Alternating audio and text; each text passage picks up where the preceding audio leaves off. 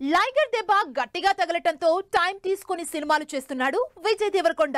Back to back చేస్తున్న youth action movies కి break ఇచ్చి ఫ్యామిలీ జానర్ లోకి వచ్చి ఫ్యామిలీ స్టార్ సినిమా చేస్తున్నాడు విజయ్. అయితే ఫ్యామిలీ స్టార్ తర్వాత కూడా ఏమాత్రం బ్రేక్ లేకుండా తన నెక్స్ట్ సినిమా స్టార్ట్ చేయడానికి పక్కా ప్లాన్ సెట్ చేసుకున్నాడు. మరి Vijay Gautam cinema shoot start అయ్యేదెప్పుడు? హిట్ ఫ్లాపుల్ని పట్టించుకోకుండా వరుస పెట్టి సినిమాలు చేస్తున్నారు ఈ జనరేషన్ యంగ్ హీరోలు.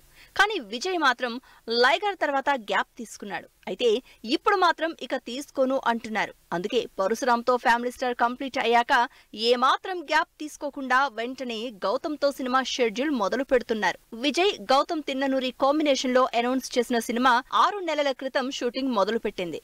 శ్రీలీల హీరోయిన్ గా నటిస్తున్న ఈ సినిమా హైదరాబాద్ లోనే షూటింగ్ స్టార్ట్ చేసింది. అయితే ఫ్యామిలీ స్టార్ కమిట్మెంట్ ఫస్ట్ కావడంతో ఈ సినిమా కంప్లీట్ చేయడానికి గౌతమ్ సినిమాకి బ్రేక్ ఇచ్చారు విజయ్. ఇప్పుడు family star shooting last stage లో ఉండడంతో మార్చి నుంచి గౌతమ్తో సినిమాని స్పీడప్ చేసేలా ప్లాన్ చేసుకుంటున్నారు విజయ్. విజయ్ కెరియర్ లో 12వ సినిమాగా వస్తోంది గౌతమ్ తిన్ననూరి మూవీ.